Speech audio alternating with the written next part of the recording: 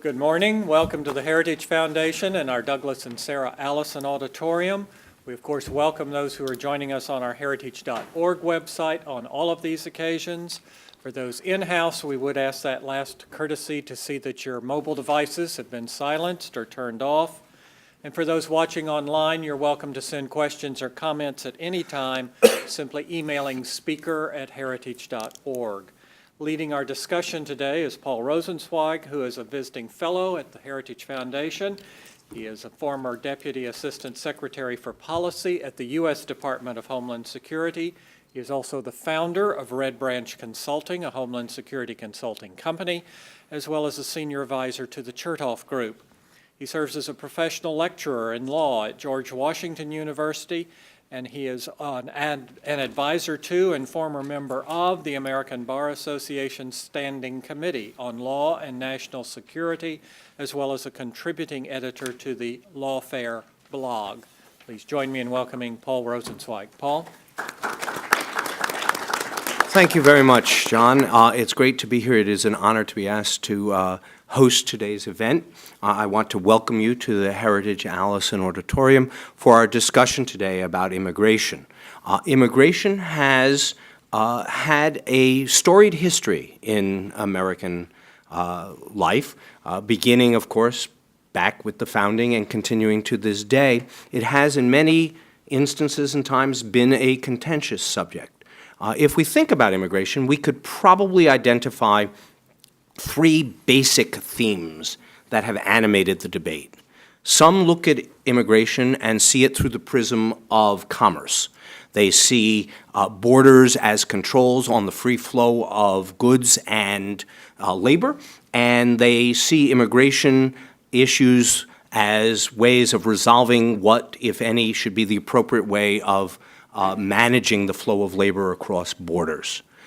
Others look at immigration and see it principally through the prism of cultural significance. A nation is, of course, defined by those who live within it, and border control and immigration control more or less allows a country to define who its citizens are, who may be within the country, and thus define the nature of the culture that that nation expresses.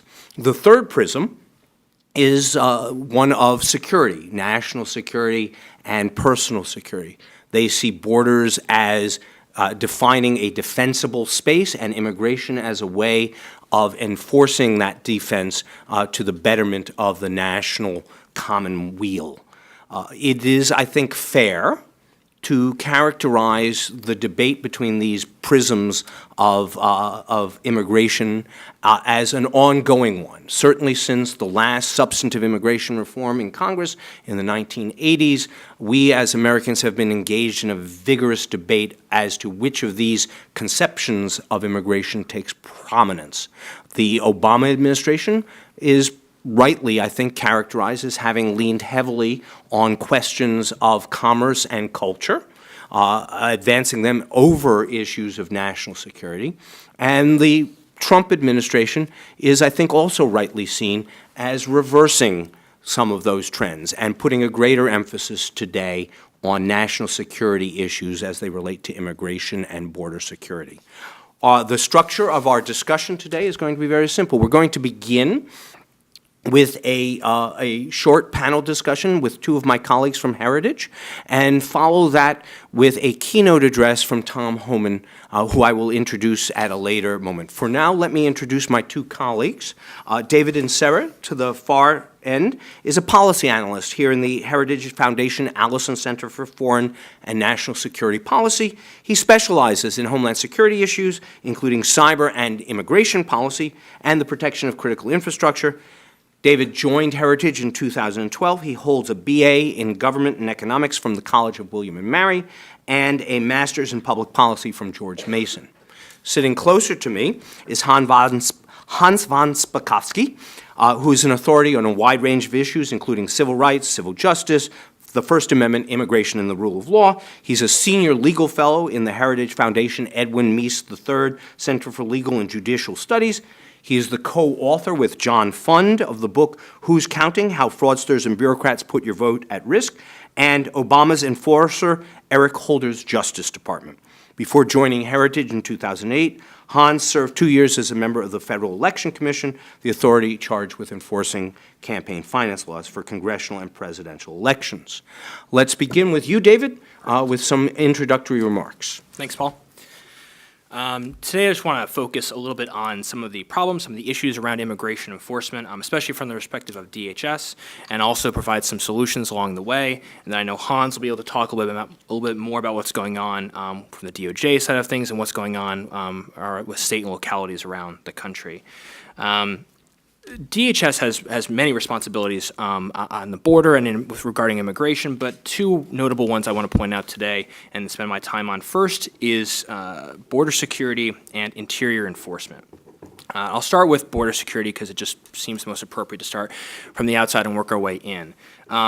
Border security gets a lot of talk in the United States.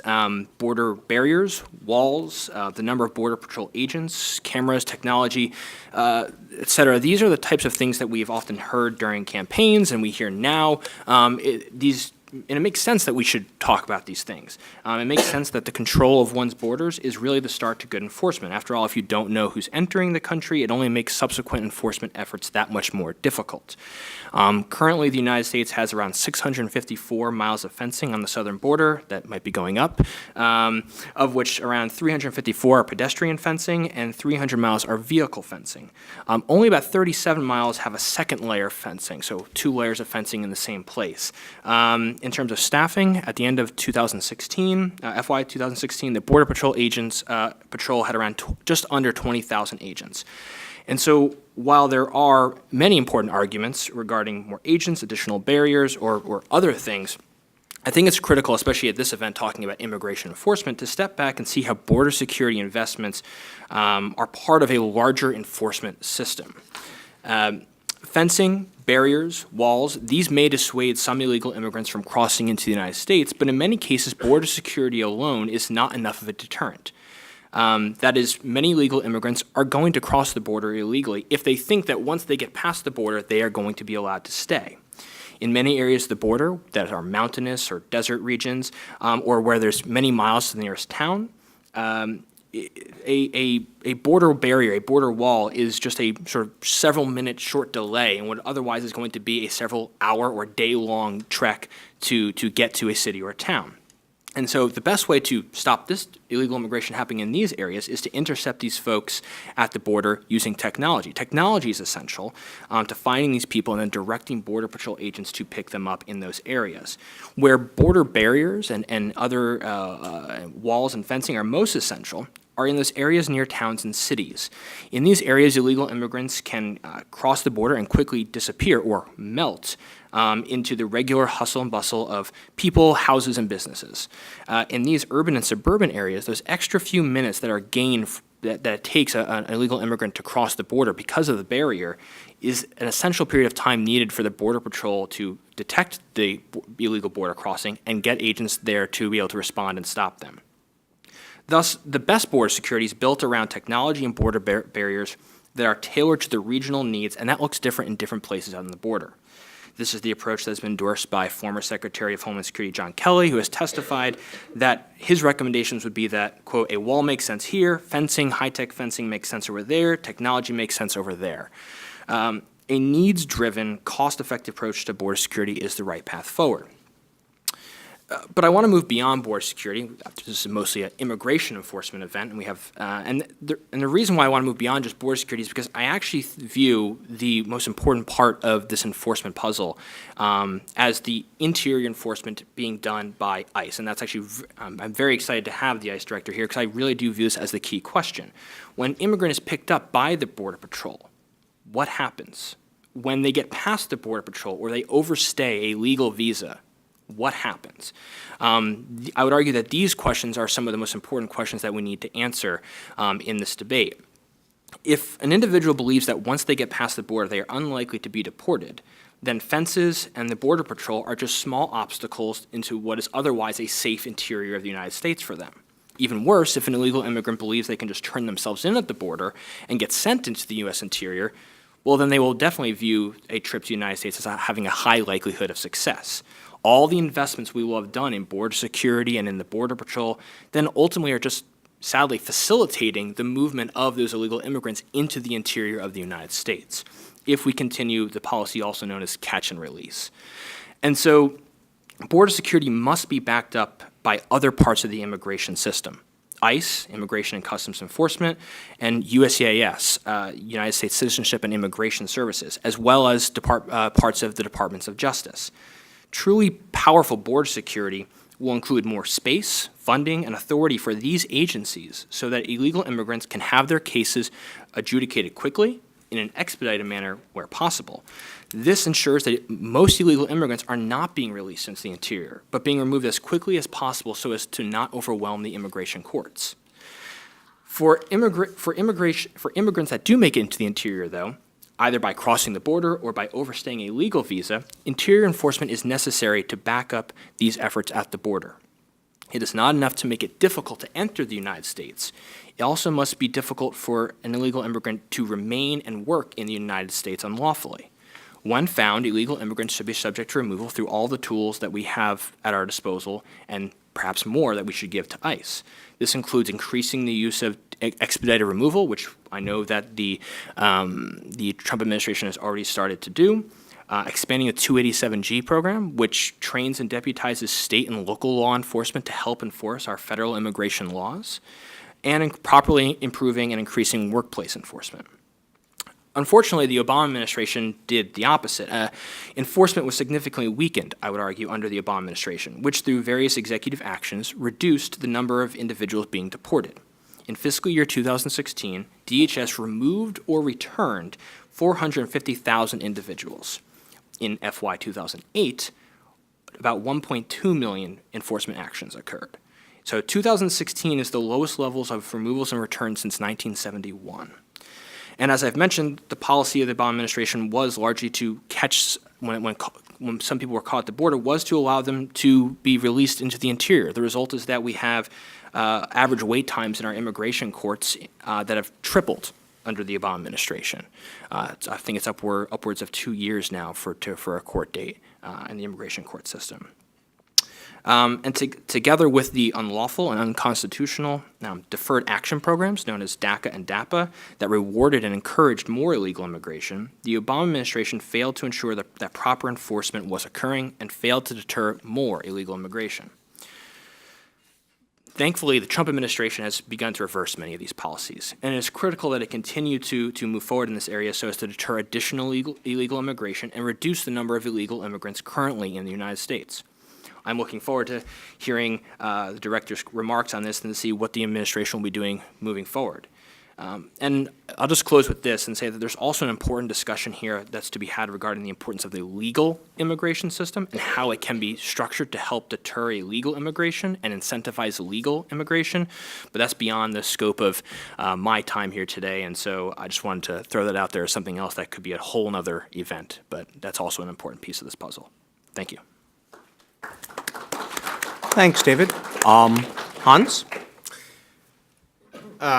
There were two papers that were handed out for the people in the audience who came in, and I just wanted to quickly mention them. One is a paper that I actually wrote a couple of years ago, and it's on the steps that states can legally take, given the Supreme Court's decisions, to assist the federal government in enforcement of our immigration laws. And it's very, very important for the states to do that. Without their assistance, it's very tough for the Department of Homeland Security to do its job. And there are a lot of things that they can do, so I'd urge you to take a look at that. And the second paper is one I just released and wrote about how the immigration courts should be streamlined.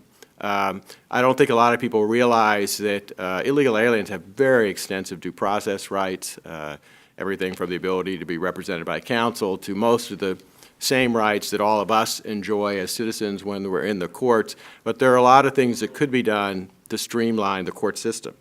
What I'm going to do is I'm going to concentrate on probably what is one of the biggest fights still going on in the courts, and that is sanctuary cities. And let me first say that this false claim is constantly made that if you are against illegal immigration, if you want to see our immigration laws enforced, then you must be racist. That is simply not true.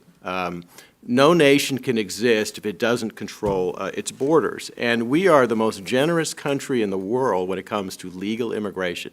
We take in 1 million legal immigrants a year. That's more than any other country in the world. Actually, I think the best statement on this was made by Barbara Jordan. Barbara Jordan was a civil rights icon, I think one of the first African Americans elected to the Texas legislature. Then she went on to Congress, and in the 1990s, Bill Clinton put her in charge of his commission on immigration reform. And she said this: "We disagree with those who would label efforts to control immigration as being inherently anti-immigrant.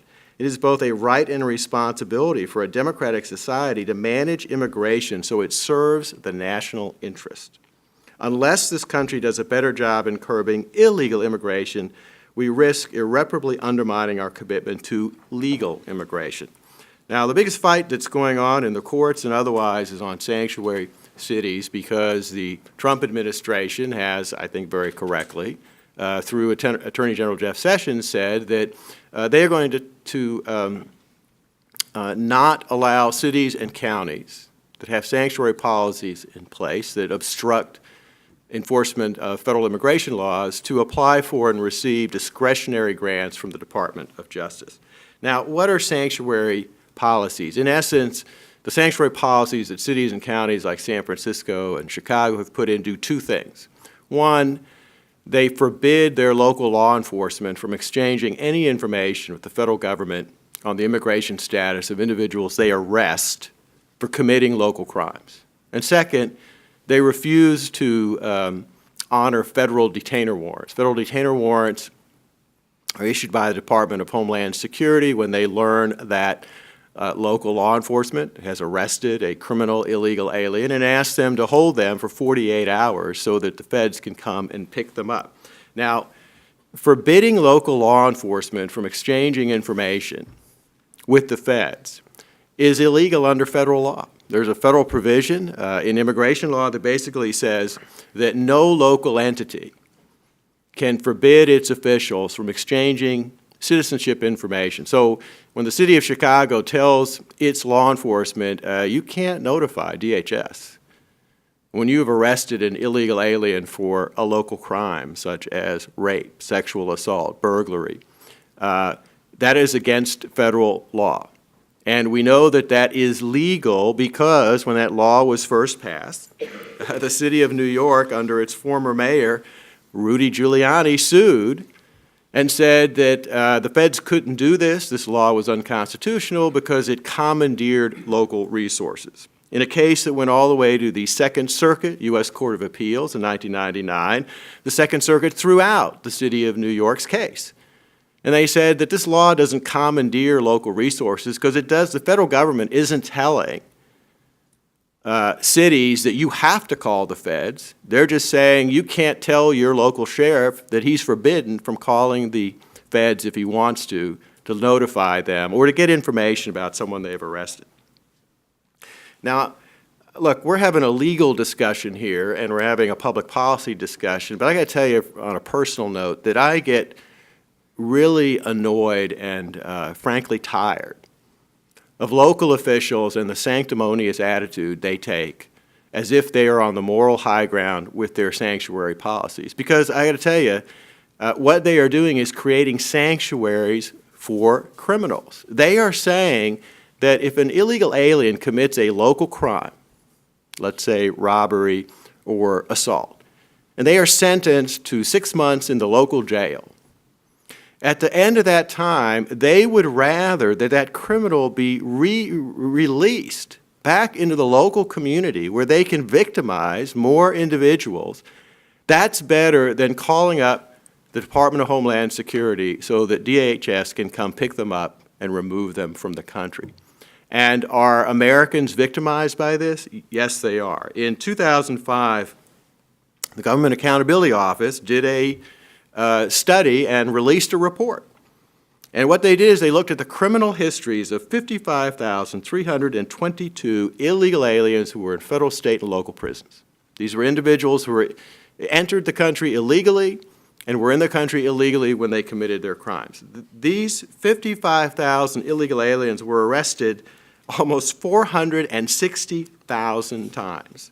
They'd committed almost 700,000 criminal offenses, averaging 13 per alien. And they weren't in jail for immigration crimes. 12% were for violent crimes such as murder, robbery, assault, and sex-related crimes. 15% were for burglary, larceny, theft, and property damage. None of these crimes would have occurred if these individuals were not in the United States, and many of them would not have occurred if, after they had served their sentence for committing this crime in a local jurisdiction, DHS had been called and they had been removed from the country. In 2011, GAO did an updated study, looked at 251,000 criminal illegal aliens. They were arrested 1.7 million times for committing 3 million criminal offenses. The second policy, the refusal to honor detainer warrants, there's two things about this that you all should realize. First of all, these local jurisdictions are treating illegal aliens better than they are U.S. citizens. And what I mean by that is, look, if you're stopped on the side of the road by a state trooper because you're speeding, I don't want to embarrass anybody in the room by asking how many of you that has happened to. It has happened to me. What does the state trooper do after you hand him your driver's license? Well, he goes back to his car and he checks to make sure it's a valid license. He checks to see if there's an arrest warrant for you in the state where you've been stopped. But the other thing he does is he checks the NCIC system. This is the National Crime Information System maintained by the FBI. And states put their arrest warrants into it. The federal government puts their arrest warrants into it.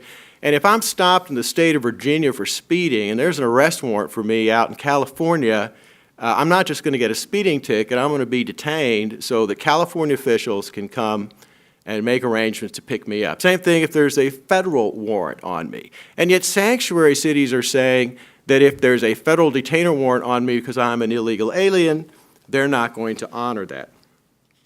That is the reason why Kate Steinle is dead.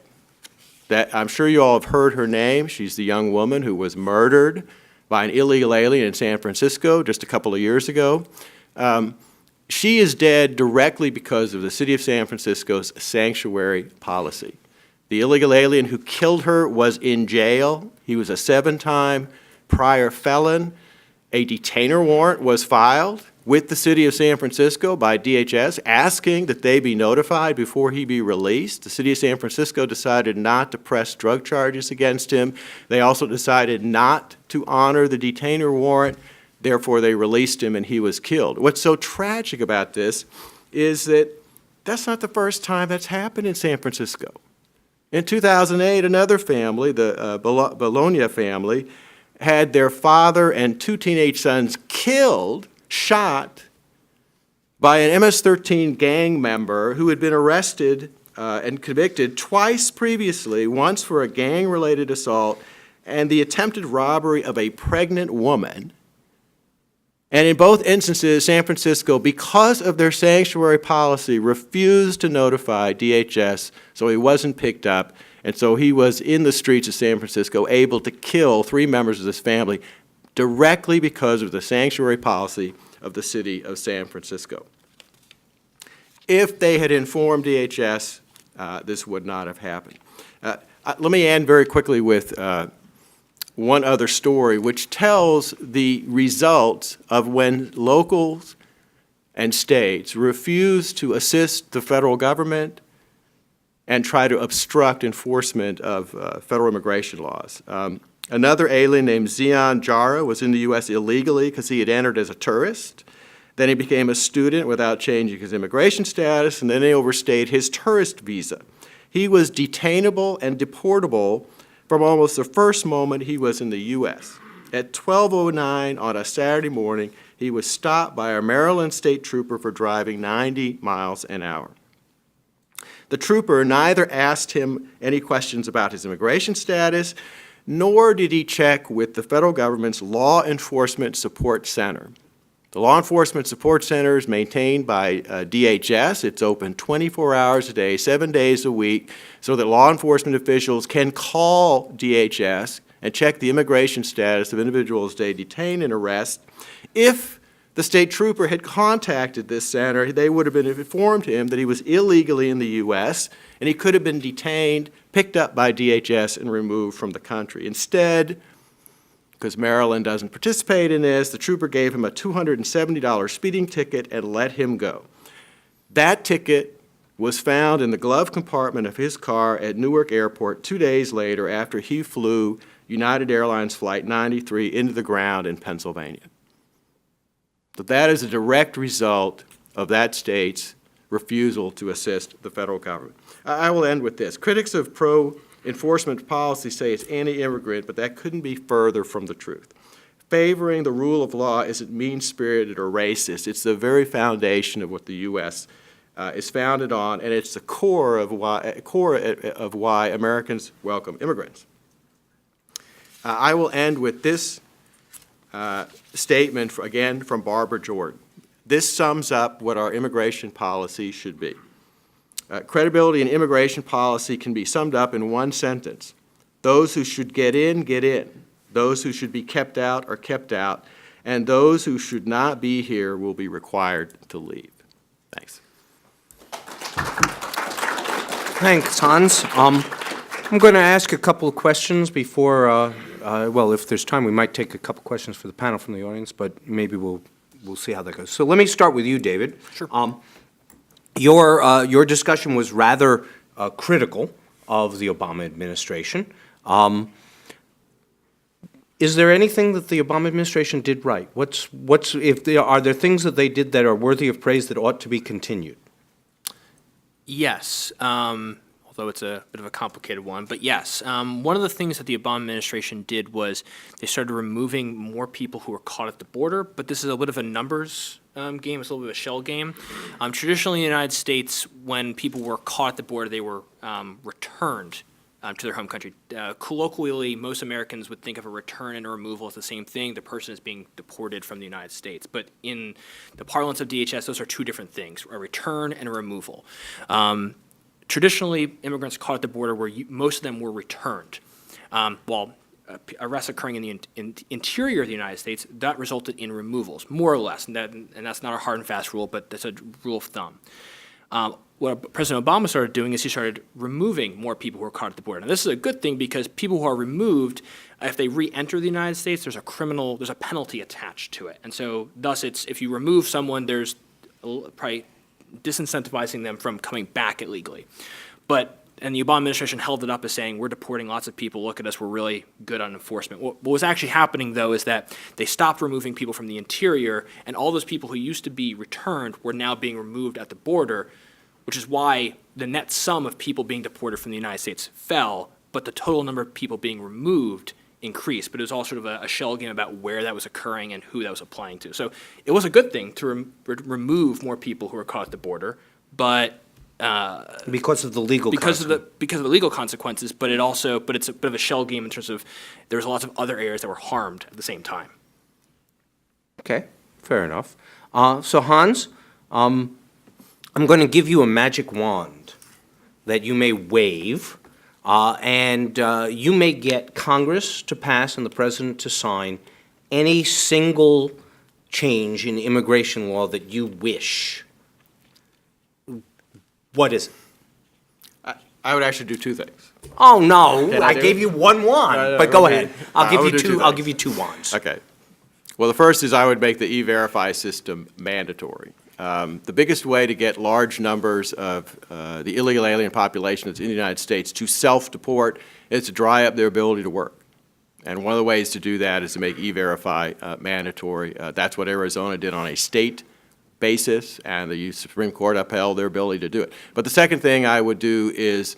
Why don't you explain what E-Verify is? Sorry. The E-Verify system, look, if you want to get a job in the United States, your employer is required under federal immigration law to check your documents to make sure that, one, you're a U.S. citizen, therefore entitled to work, or that if you're a non-citizen, that you're legally in the country and that you have a work authorization to do that. The E-Verify system is a system set up at DHS. They can easily call and check with DHS to see if you are entitled to work in the United States, but it's a voluntary system. Like I said, the state of Arizona actually made it mandatory and said that any employers who, after using the E-Verify system, if they then knowingly and intentionally hire an illegal alien, they can lose their business license, which is the death knell for a corporation. The U.S. Chamber of Commerce sued over that. It went all the way to U.S. Supreme Court, and the U.S. Supreme Court said it's perfectly legitimate for states to make the E-Verify system mandatory and to threaten the loss of a business license. That kind of a system throughout the United States would help dry up the jobs, which is what drives the large majority of people to come here illegally, and large people would self-deport if they can't earn money and send remittances back to their home country. The other thing that I would do is correct the misinterpretation of the 14th Amendment, which has caused the United States to legalize birthright citizenship. We are one of the few countries in the entire world that recognizes that. Only about a half dozen do. A few more that did have gotten rid of it. It makes no sense. It's a misinterpretation of the 14th Amendment. If one of your parents is a U.S. citizen, then of course you should be considered a U.S. citizen. But if both of your parents have come to this country illegally, it makes no sense and is a misinterpretation of the 14th Amendment to believe that you are a U.S. citizen. David, do you want, I'll give you the wand. Do you want to use it?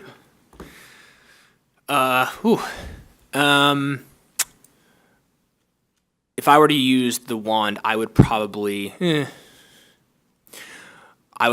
change some of the things along the lines of how state and local governments, some of the things that Hans was talking about, but also the 287G program, I would make that program so that you didn't require that DHS approve your entry into the program, but that if a state or local government wanted to help enforce federal immigration law, they would just be allowed to, and that DHS would have to, have a burden of proof on DHS to prove that that city or state couldn't comply with the terms of the program. And so let state and local governments who want to help, together with some of the other things along sanctuary cities that Hans has discussed. Okay, so with the schedule I have, we have about 5 minutes more with the panel here before we're going to turn to the keynote address. I have lots of questions. That's why they asked me to do this, but I'm happy to open it up to anybody in the audience. Questions from the audience for either of the panelists. Would you wait for a microphone, please, and tell us who you are? Sir? Good morning. My name is John Radman, and I'm a member of Heritage Foundation. And the question that I have is for Mr. Spakowski. And the question is really, when an illegal alien is detained, in the interior, what are the bases of the law that gives them due process?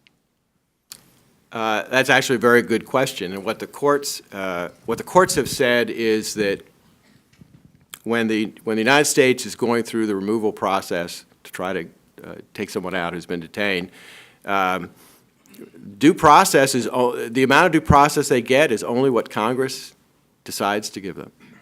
I mean, that's basically what the court decisions have said. So to the extent that Congress wants to limit those due process rights, Congress has the ability to do it. And that's why, for example, Congress some years ago said that aliens being removed, illegal aliens being removed, have the ability to go to immigration courts, which are administrative courts within the Department of Justice. If they don't like the decision that a trial judge gives them, they can appeal it to the Board of Immigration Appeals. But their ability to go to the federal courts has been limited. They can't go to federal district courts. They can only go to federal courts of appeal. I don't see any reason for that. I think they get more than they should in the due process rights they're given in the immigration court system, and I think Congress, frankly, should take away the ability to go to federal courts of appeal, which are being flooded with a lot of meritless, frivolous appeals.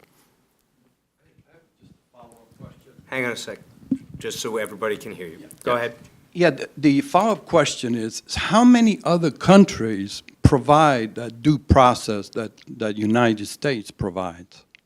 Well, there's a great difference in what they provide and don't. I think, again, the United States, in the same way it's one of the most generous countries in the world when it comes to legal immigration, is frankly quite generous in the due process rights it gives to illegal aliens. By the way, one of the best things the administration did was end the catch and release policy the catch and release policy that the Obama administration had basically said that when illegal alien was caught in the interior of the country, they would give them a date to appear before an immigration judge and then release them. You talk to border agents and others, they refer to the catch and release policy as the catch and run policy, because the long-term rate at which illegal aliens did not show up for their court hearings was over 40%. And there aren't any other courts in the country that have that kind of a non-appearance rate. Actually, I was always amazed by that, and I wondered about the 60% who showed up. yeah. No, I mean, seriously, from their perspective, it's a questionable decision. In the back, if you will wait for a microphone to come back to you. Hi, thank you. Maria Espinoza with the Remembrance Project. One question we get, and this is for Hans, the question we get most often is, why do mayors of sanctuary cities get away with not enforcing laws? And can you speak to that a little bit, Hans, and explain why they are immune? I really don't quite understand that at all.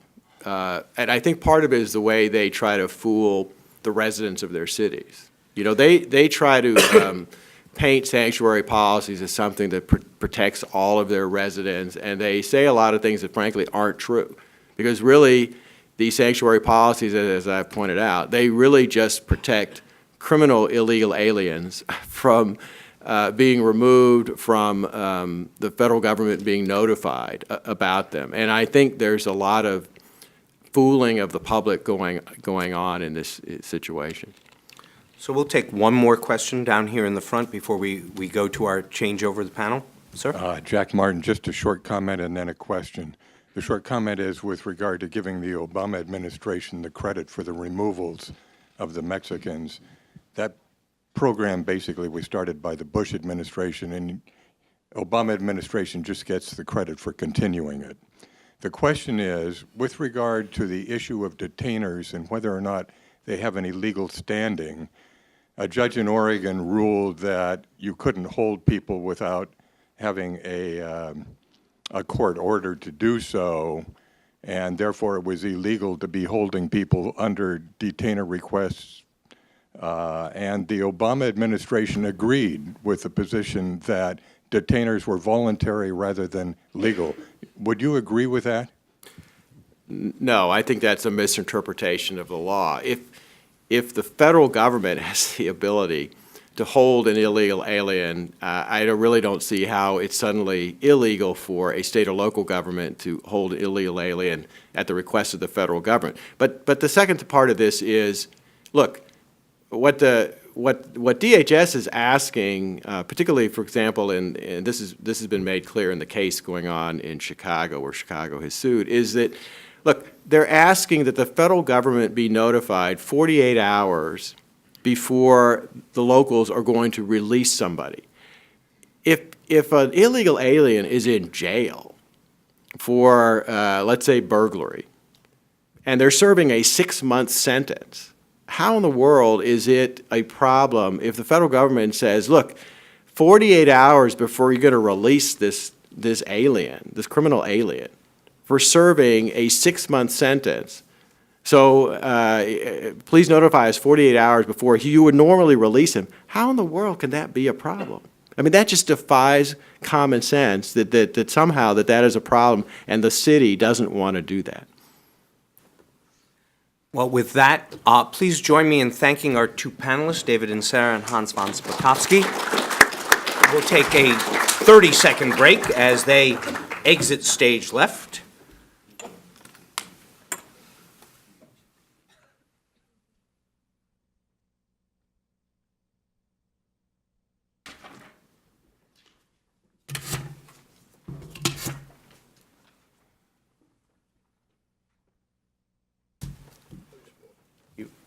Okay. So the genesis of this event was the wonderful opportunity that we had to invite to our podium one of the leaders in the Trump administration's immigration enforcement policy. I am deeply honored to be able to welcome to the Allison Auditorium Thomas D. Holman. Mr. Holman is the Acting Director of U.S. Immigration and Customs Enforcement, sometimes known as ICE, which is the principal investigative agency of the Department of Homeland Security. He became Acting Director on January 30th, 2017. Since 2013, Mr. Holman has served as the Executive Associate Director of the ICE Enforcement and Removal Operations, ERO. Mr. Holman is a 33-year veteran of law enforcement and has nearly 30 years of immigration enforcement experience. He has served in numerous capacities in law enforcement, including, I was pleased to learn, as a police officer in my hometown of New York City. He has also served as a U.S. Border Patrol agent, a special agent with the former U.S. Immigration and Naturalization Service, INS, which became part of ICE, as well as a supervisory special agent and deputy assistant director for investigations at ICE. Mr. Holman holds a bachelor's degree in criminal justice and received the Presidential Rank Award in 2015 for his exemplary leadership and extensive accomplishments in the area of immigration enforcement. Please join me in welcoming Thomas D. Holman.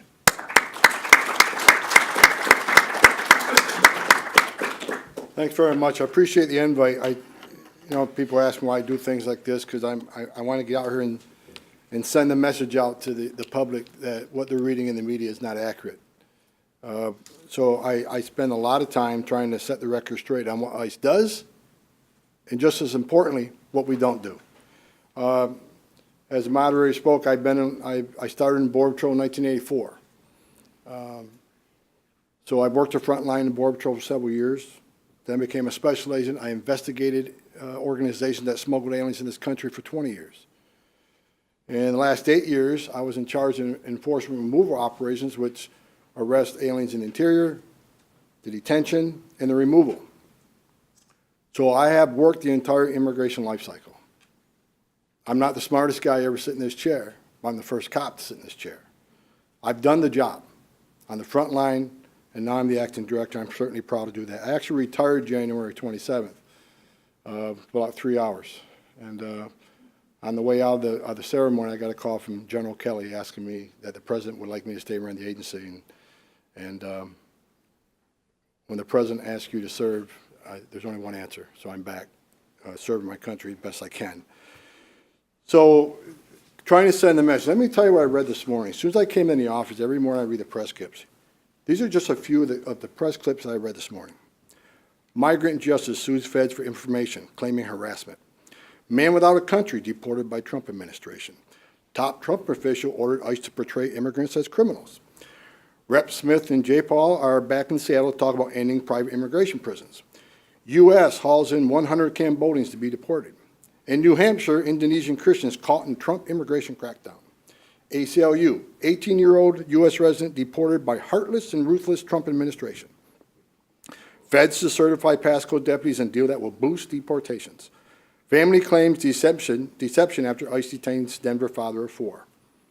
A Utah woman says she escaped severe abuse and violence in Guatemala, and now we're trying to send her back. That is racism. That's just a few of the headlines I had the pleasure of reading this morning. But know what they don't say?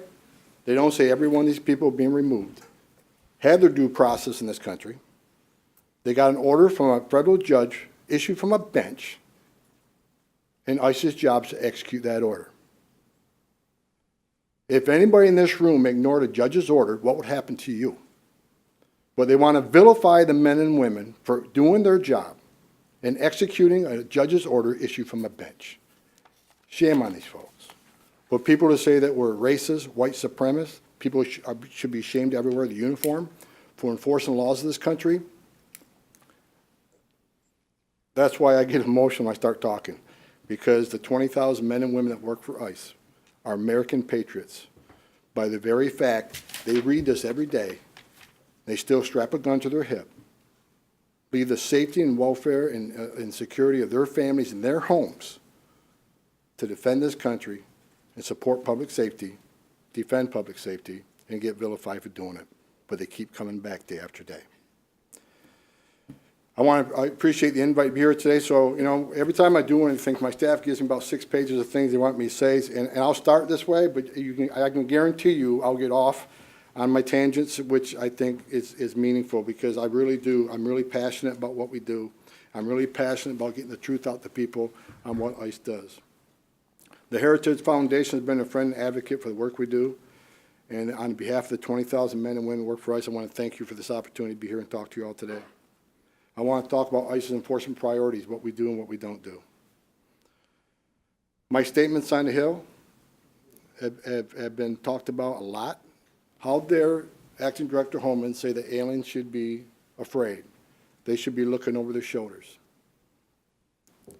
Well, if anybody in this room goes down the highway, I heard it earlier, if you go down the highway racing at 100 miles an hour, are you worried that you may get stopped and get a ticket? If you lie in your taxes, are you worried you may get an audit? People that knowingly and intentionally violate the laws of this country, enter this country illegally, which is a crime that's been lost in the last decade. When you commit a crime against this country, enter the country illegally, you should be worried. That's the way it's supposed to be. If we keep sending this message, it's okay to violate the laws of this country and go in society and not be worried about enforcement, then we're never going to solve the border crisis. It's never going to be solved as long as people think they get a free pass. This country, I heard a lot of good comments here by your panel. You know, this country is a very welcoming country. We have allowed millions of people to enter this country and become citizens and become, you know, part of our society because they did it the right way. And for the people that stand in line and do it this way, you got to admire them. There's a right way to come in this country, and there's a wrong way to come in this country, and the wrong way is not acceptable. And this president has made that clear. If you enter this country illegally and hide or refuse an order or have a U.S. child and not be removed, you're never going to solve the border crisis.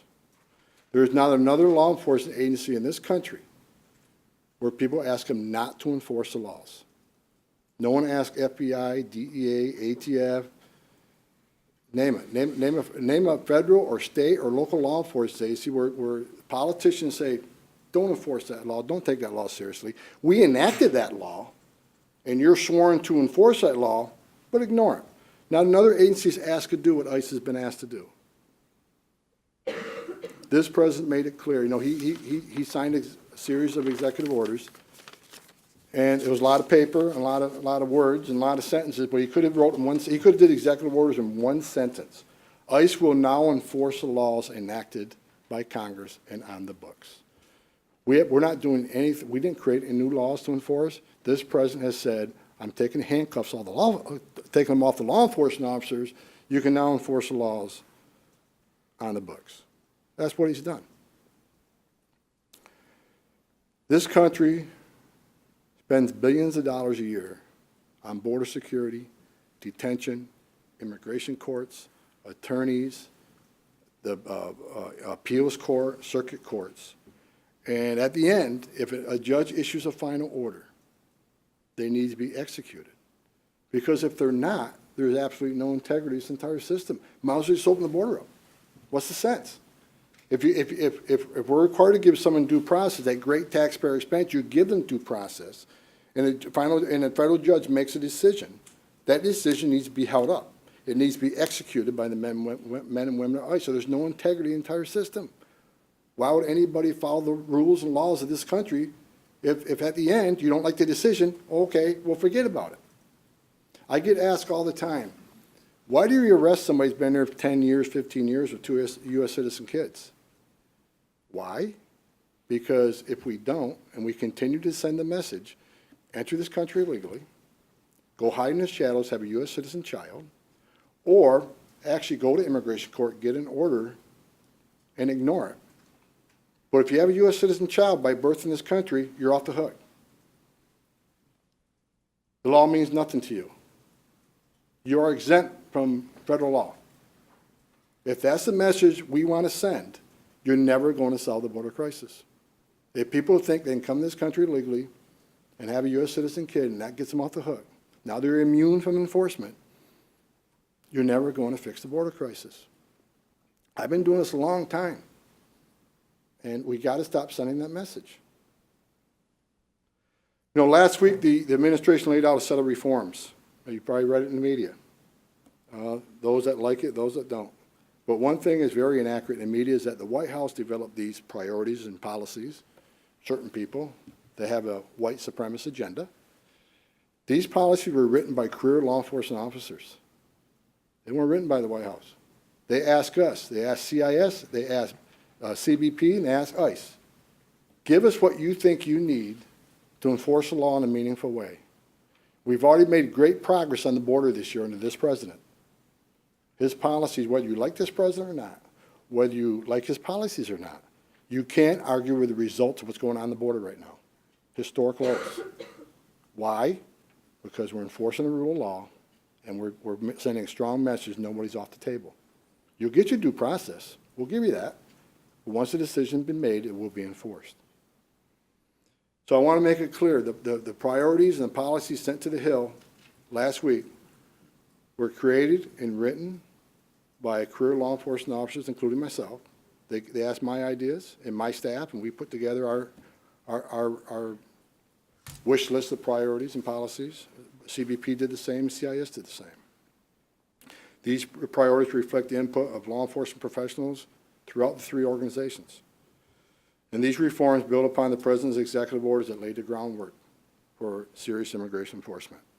This President takes public safety and border security very seriously, and thank God for that.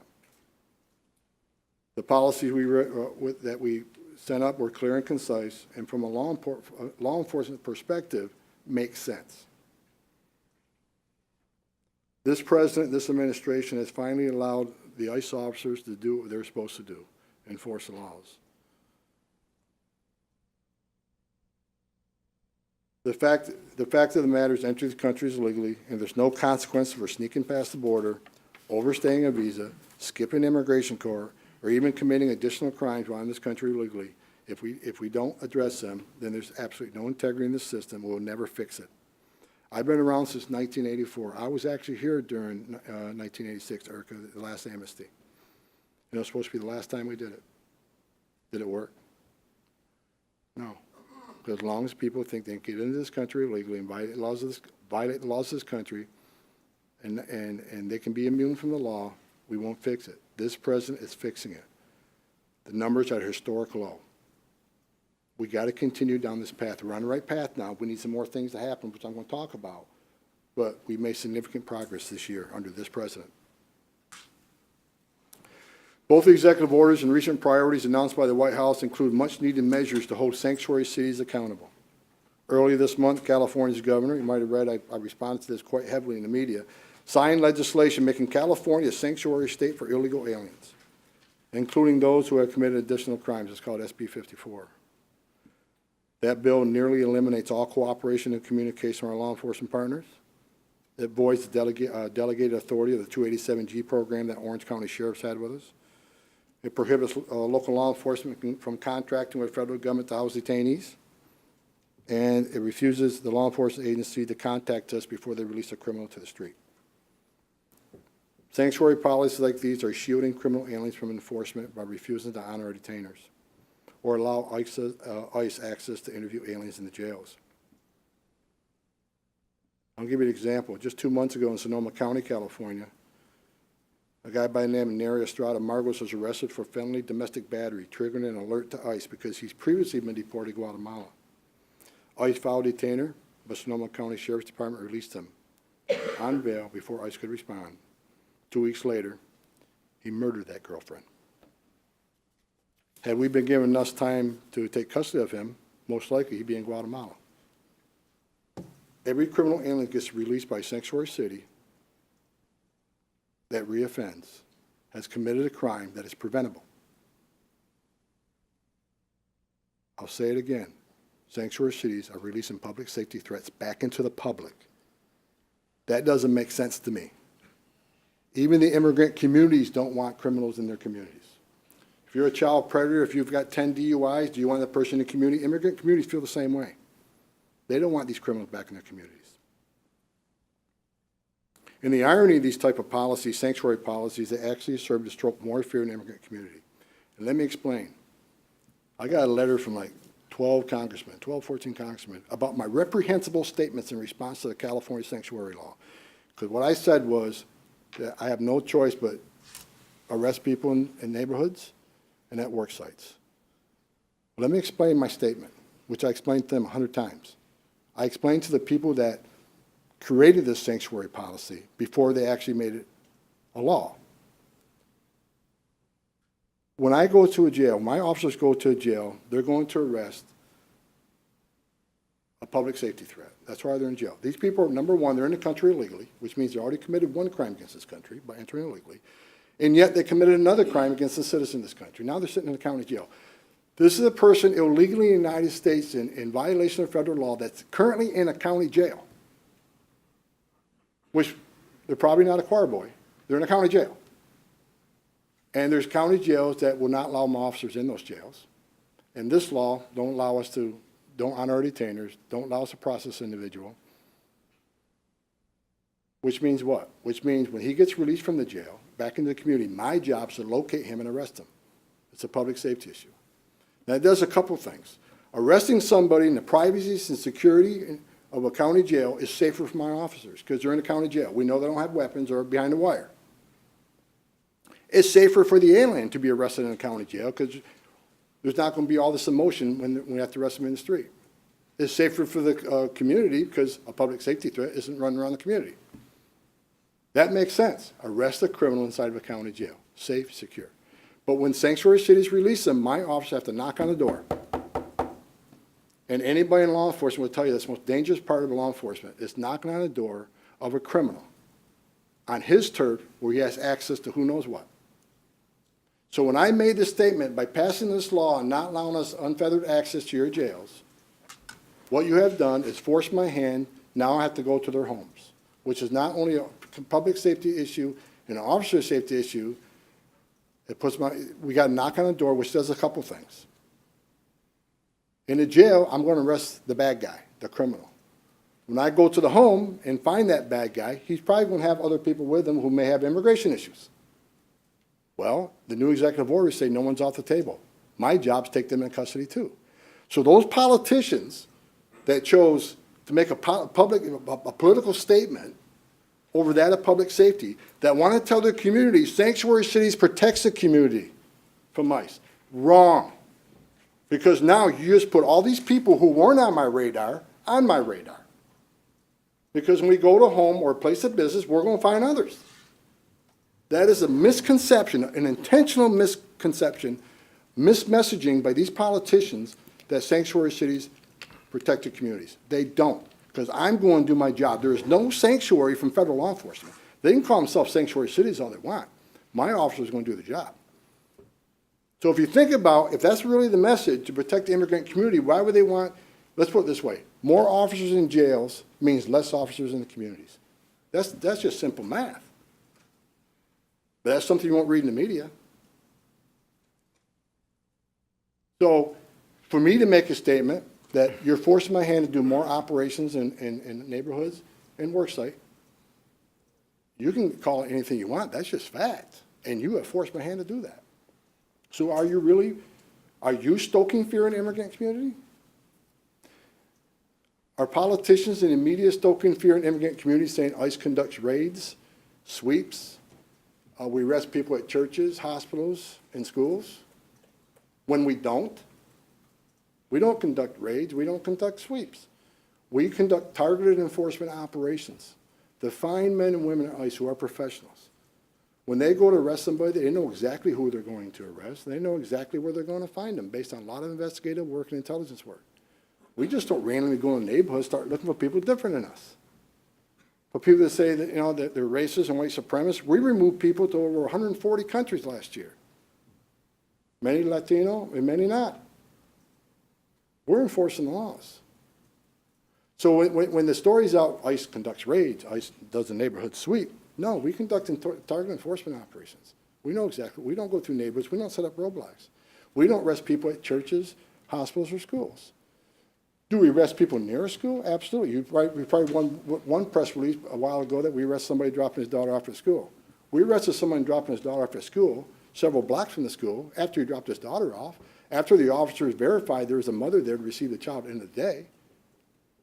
Officers take great care in what they do.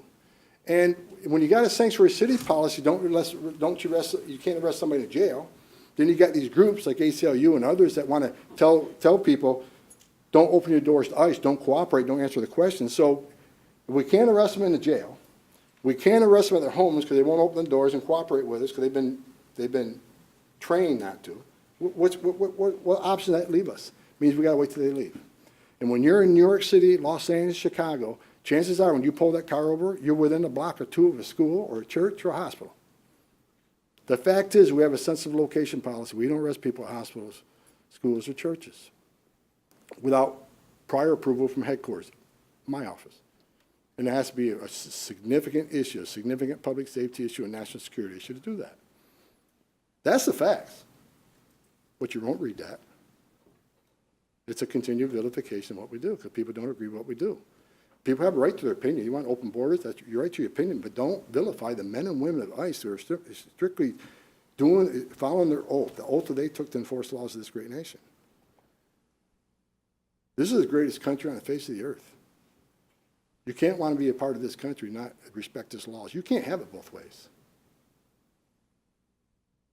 Sanctuary cities is not the America I grew up in.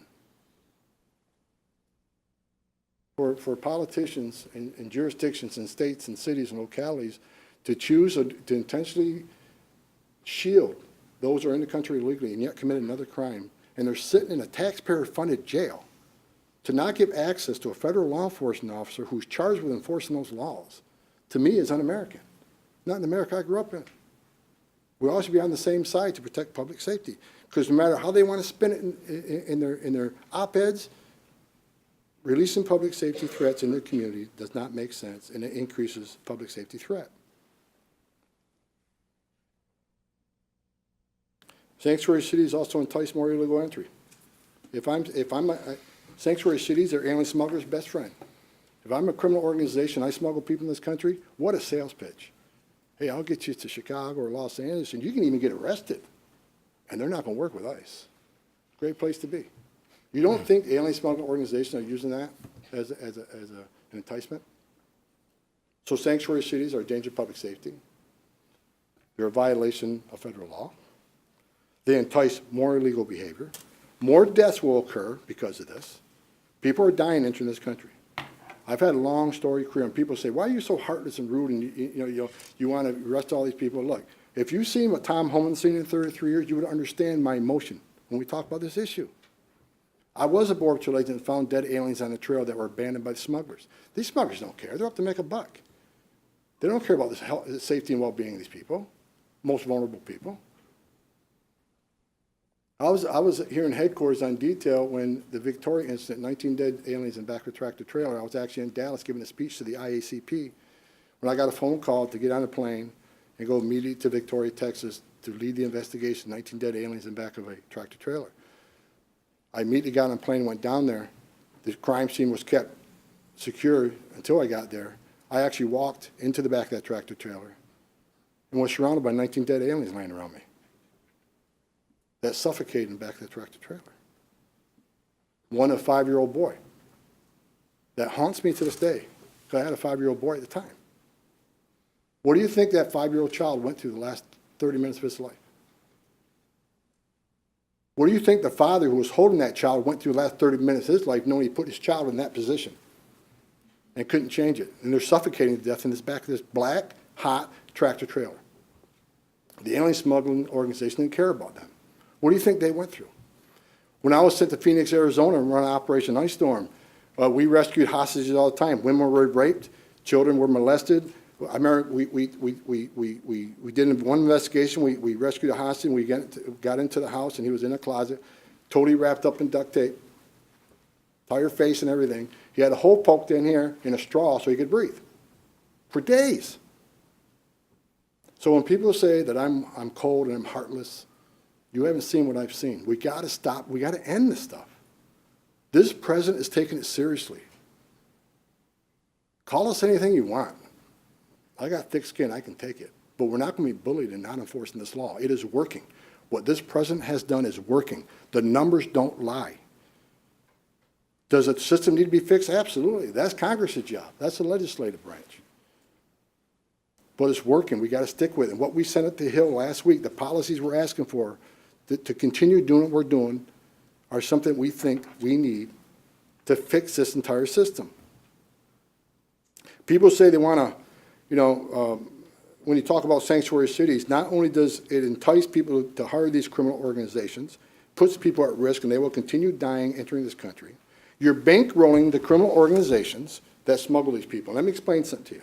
These organizations that smuggle illegal aliens are the same organization that will smuggle weapons, smuggle dope, drugs, and smuggle people that want to do harm to this country. It's the same illicit pathways.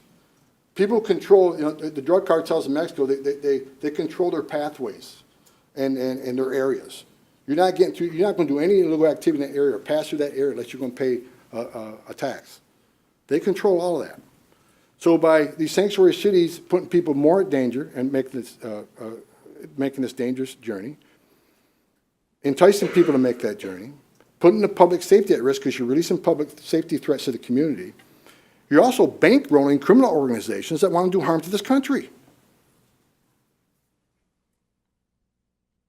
People say you want to focus, they want us to focus, I hear all the time, why don't you do what the last administration did and focus just on the criminals? Okay. Focus on criminals, but don't allow me in your county jails. Right? Think about it. These politicians are suing the Trump administration for threatening to hold funding from sanctuary cities. They don't want to fund a border wall to keep them out, but they want to fund sanctuary cities to keep them in. I don't know. The guy's been doing this 33 years. That is backwards. As you can guess, I'm passionate about sanctuary cities. Despite refusal, some politicians work with us, and we are committed to doing our jobs, and we're going to have a positive effect. We already are. Since January 22nd, 2017, we have arrested more than 100,000 illegal aliens in the interior of the United States, which is a 42% increase over the same time period last year. Our issue with detainers is up over 80%. We are now enforcing the laws enacted by Congress that we have sworn to enforce. I told you about the sensitive location policy, churches, schools, and people want to mismessage that we arrest aliens. There's actually jurisdictions passing laws that we can't arrest people at a school. That stokes fear because we don't do it. So you're creating a law telling us we can't do something we don't do. There's a message behind all that. Courthouse arrests. I take a beating in a courthouse. How dare we arrest a criminal alien in a criminal courthouse? Think about that. Now, I've been in court where I've seen fathers arrested for failing to pay child support. The judge said, you haven't paid child support in 6 months, Marshal, take them into custody. I've seen people taken into custody in a courthouse for failing to pay child support. You're going to tell me a federal law enforcement officer can't take custody of a criminal inside of a criminal courthouse? And people say, well, he has a right. He has a right to answer charges in due process. Yeah, he has an obligation to that state or local court. He also has an obligation to a federal court that already ordered him removed that he ignored. And when we arrest somebody at a courthouse, we don't arrest them in a courtroom. We arrest them outside. Yeah, do your business. We'll be out here waiting on you. And we'll arrest them in a non-public setting. And when we go to the courthouse, it has to be a last option. They have to be a public safety threat. And we can't get them anyplace else because we tried. So will we continue to arrest people at courthouses? Absolutely, I will. It's a public safety threat. I'm not going to let them walk out of a criminal courthouse back into the public. That's not what we do. That's not what this country's about. When I testified on the Hill, and people want to beat me up on statements I made, why do you want to arrest people at courthouses? Well, when I went to the Hill to testify that time, I walked through security. They got metal detectors. They got security guards everywhere to protect congressmen and their staffs. You go in a courthouse, they got a metal detector. They got security guards. Why? To protect the judge and his staff. Why should I not want the same thing for the men and women of ICE? If I can arrest somebody in a safe setting like that, why wouldn't we? They're already putting themselves in harm's way every day, but we want to increase it now? Okay, don't go any place where it's safe for you. We want you to just arrest people where it's more dangerous. Common sense. So as far as courthouses, I won't apologize for arresting people in courthouses. We're going to continue to do that. Combined with border apprehensions data from U.S. Customs and Border Protection, it's clear that the administration priorities are working. You read the numbers. We're in a historic low on the border. We also made a priority to enforce laws against MS-13. Criminal gangs is a priority. There's also executive order on that. Transnational criminal organization that we take very seriously. MS-13, we're going to take them on. I've been on the media. I actually went with the president to New York City to do a presentation up there. We arrested over 4,200 gang members already, and many of them MS-13. And so the focus is on criminal gangs, but MS-13 is a little higher priority because they're vicious. Very violent gang. And what we're going to do is we're going to arrest them, send them to prison, and when they're done there, we're going to remove them, send them back to El Salvador, wherever they're from, if they're here illegally. If there's not enough evidence to prosecute them criminally, and they're here in the country illegally, we're still going to send them back to where they belong.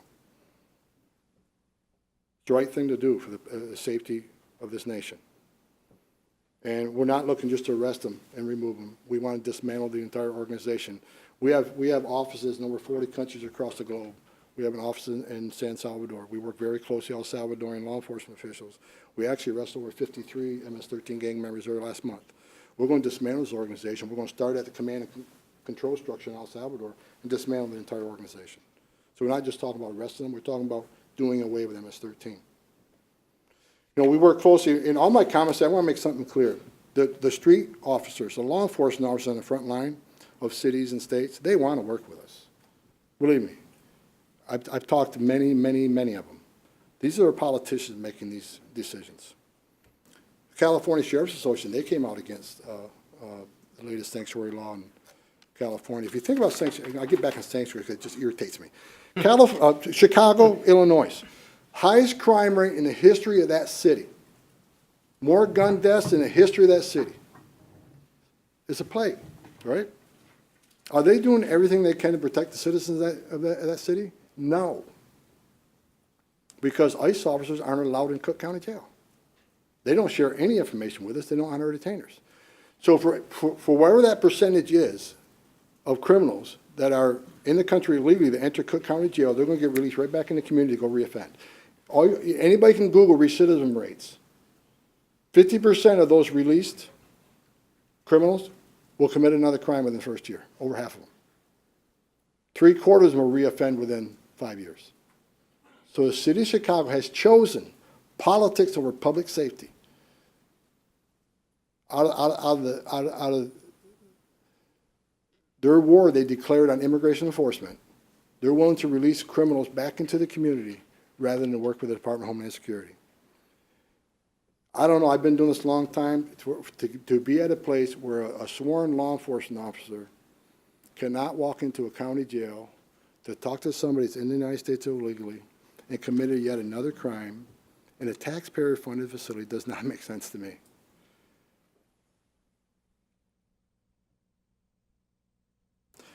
So I want to tell you that law enforcement, the sheriffs, they want to work with us. So I'm not here to vilify the fine men and women that strap a gun to their hip every day and enforce laws. They want their community safe too, where their hands are being tied in many areas across the country. The other day we talked about, one of the presenters talked about 287G program, 287G program where law enforcement agencies come to us, they want to help us. We send them to training, we teach them how to process people, identify people that are foreign born. We do it in a jail setting. So it's like a force multiplier. We train this law enforcement officer. So when they sit at their county jail and people come through, they'll screen everybody, 100% screening. And once they find somebody here illegally, they'll process them. They're supervised by an ICE officer. It's a force multiplier. And again, these law enforcement agencies want to protect the public safety. So they want to work shoulder to shoulder with us. We have already doubled those agreements under this president, and we'll triple those agreements by the end of the year. So that's been a meaningful positive, again, under this president. It's just numerous positives as far as public safety under this president. So the executive orders also ask for us to expand these agreements. We're already doing, like I said, we're going to triple them by the end of the year. I just went to Texas about 2 months ago, signed 18 agreements in one day with local sheriffs there. So you got 18 sheriffs, and I want to step up. Not only do I want to work with you all, I want some immigration authority. Then you got places like California that don't want anything to do with the 287G program, and they want to stonewall you, even doing your own job. That's the dynamics we're looking at. As far as detainers, legality, non-legality, we used detainers for over 50 years. It wasn't a problem. All of a sudden, it's a problem. And there was a court decision in Oregon, but there was just a recent court decision in the Fifth Circuit saying they're legal. But while this is in judicial and they want to argue in the courts over detainers, there's no harm in the law enforcement jurisdiction saying, you know what, maybe we won't honor your detainer, but we're going to call you before we release them. I won't hold him a minute past I would normally hold him on our charges, but we're going to let you know when he gets released, you can be here and arrest him. That doesn't put them in any harm's way. But sanctuary cities refuse to do that too, even though they have no liability there, but they refuse to do that. I'm almost done. We're working with DOJ on a lot of things. Against sanctuary cities, I think we should file suit. We're working with DOJ on hiring more attorneys. They're already hiring more immigration attorneys to make the system go faster. We were increasing the number of ICE personnel in foreign countries, in Central America and Europe.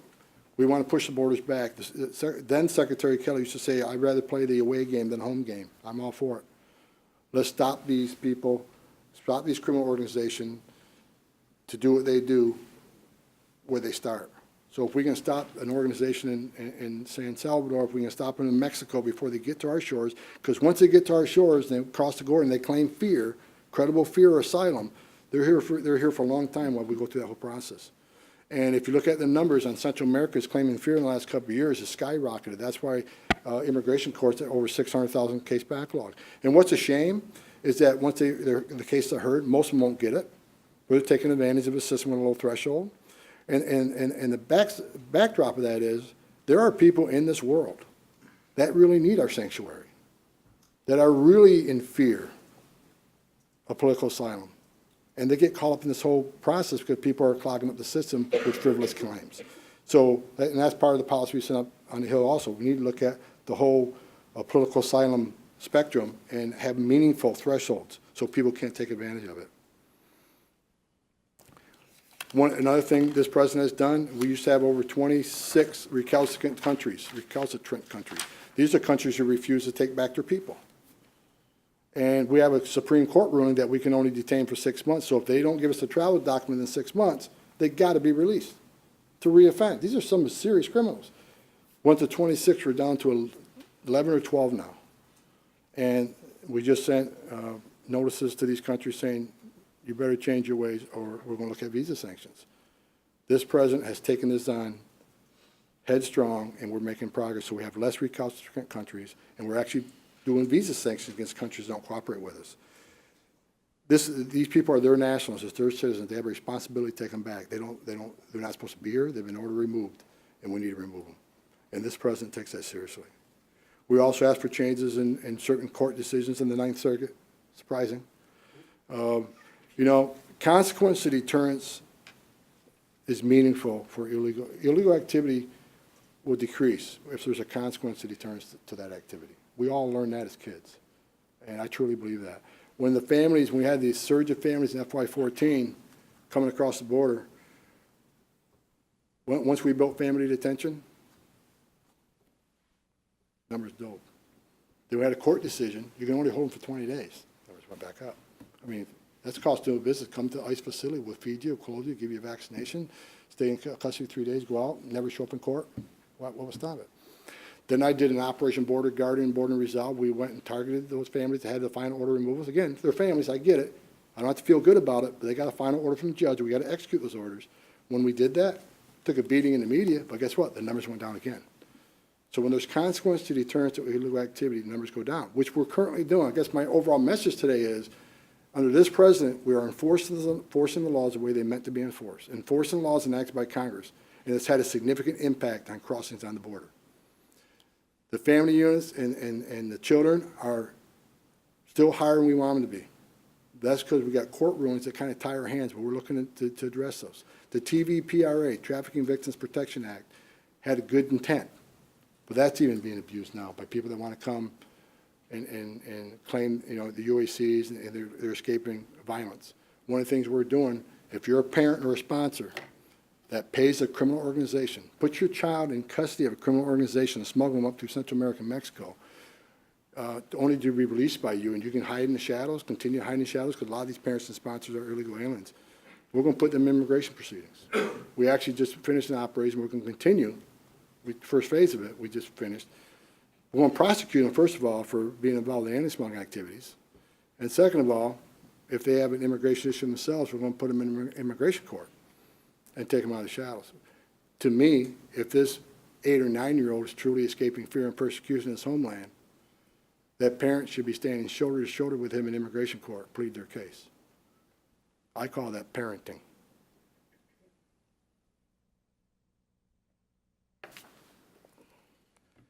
And as far as the family units, we're looking for some good judicial rulings in that. Again, let me explain something, because I want to be clear. Do I feel bad about the plight of some of these people? Do my officers feel bad about the plight of some of these people? Absolutely we do. Law enforcement sees terrible things. I shared a few things I've shared with you. But every state, local law enforcement officers see terrible things every day. Whenever they take a child away from the parent, or the domestic abuse issue, families get destroyed over that, and the officer's there, and he's got to arrest somebody, take somebody to custody. Officers feel bad. They have hearts. I mean, I'm a father. I mean, do I feel bad about the plight of some of these people? Yes, I do. But I got a job to do. And if we don't do that job, it's only going to get worse. So if those people that think ICE officers are heartless and cold, and this press statement, ruthless, shame on them. They don't understand. The men and women that work for me, their fathers and mothers, brothers and sisters, sons and daughters too. I'm not asking anybody to cut a slack.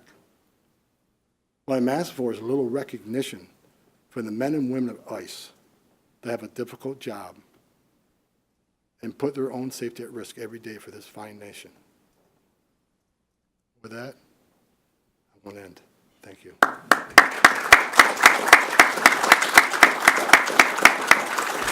We have time for maybe 1 or 2 questions before we have to run. Would you raise your hand, and would you, boy, lots of hands. Where are the microphones?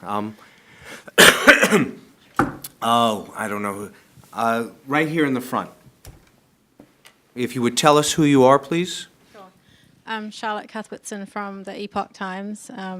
Hopefully you can read our headlines as well, and they won't be so bad. Epic Times. Yes?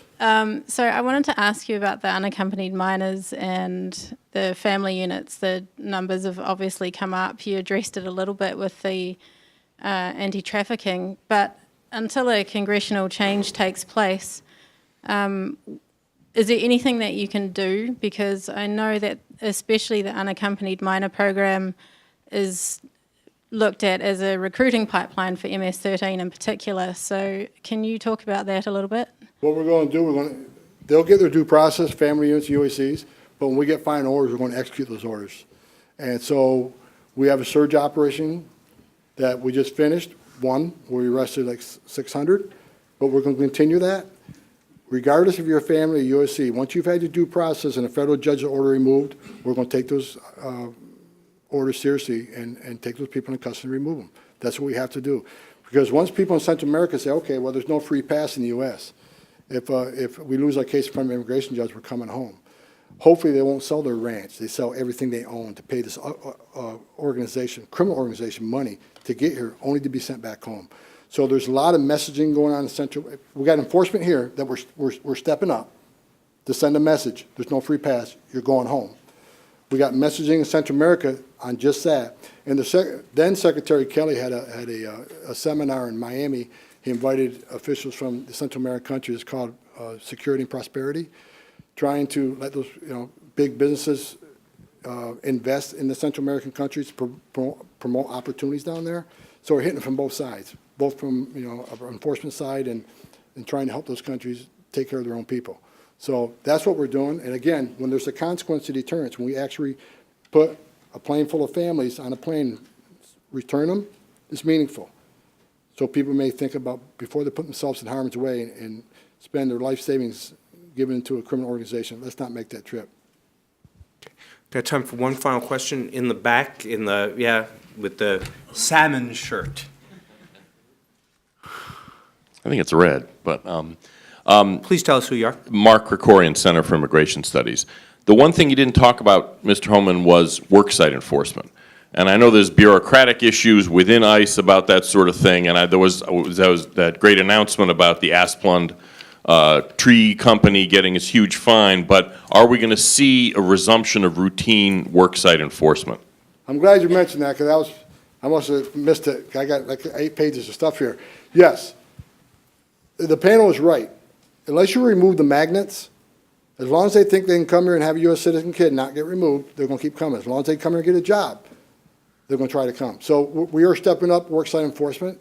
I actually just recently looked at how much time, what percentage of time is spent by Homeland Security investigation worksite enforcement. I just gave the instruction I want to increase that by 4 to 5 times what they're currently doing. So we're taking worksite enforcement very hard this year. We've already increased number of inspections and worksite operations. You're going to see that significantly increase this next fiscal year. Not only, but we're going to do a little different than we've done it. Not only are we going to prosecute the employers who knowingly hire illegal aliens, we're going to detain and remove the illegal alien workers. So with that, ladies and gentlemen, we've reached the end of what I trust you will agree was both an informative and engaging discussion on immigration enforcement. Please join me in thanking Thomas Holman for coming and sharing the stage with us.